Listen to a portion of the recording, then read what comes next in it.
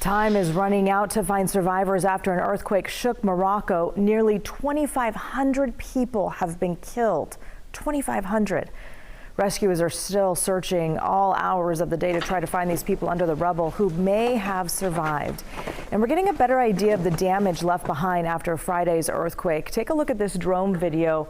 Look at, everything looks obliterated, destroyed and damaged homes and buildings. Survivors are trying to use makeshift tents just as shelter. Authorities are using helicopters to reach the worst hit areas and machinery to remove the rubble that you see here from the roads.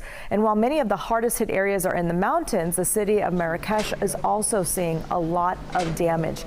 Take a look inside these homes. You can see large cracks, these walls obliterated around that refrigerator still standing, rubble covering a lot of the furniture. Many of those homes likely not safe to stay in or sleep in.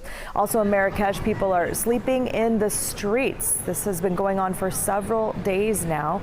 Many are afraid aftershocks could cause even more damage, and with many homes damaged, more could collapse in another earthquake or aftershock. And one man is describing how he escaped from his home as the 6.8 magnitude earthquake hit. Then you realize you don't know which wall is gonna fall down, suddenly stop. Then you just know you have to go out from the door to save life or save yourself. It was a shocking experience.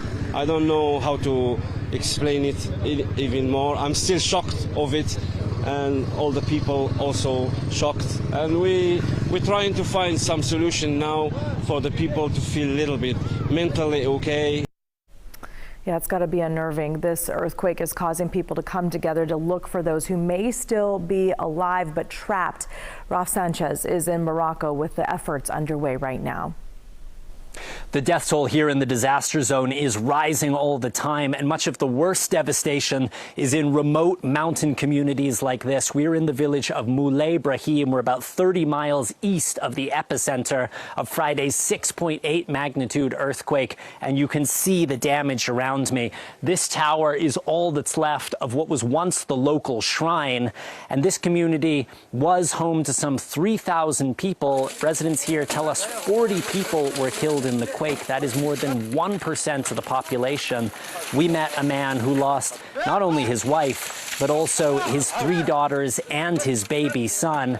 But despite the heartbreak, the rescue efforts continue. We have seen both professional rescue teams here, but also just local people who, hand by patient hand, are picking through the rubble, trying to save the lives of their neighbors. Now, there was a rescue here earlier, which is giving people hope that they may still find survivors. And experts will tell you it is the first 72 hours after the earthquake that are so crucial. Teams on the ground working to exploit that so-called golden window and save the lives of anybody they can.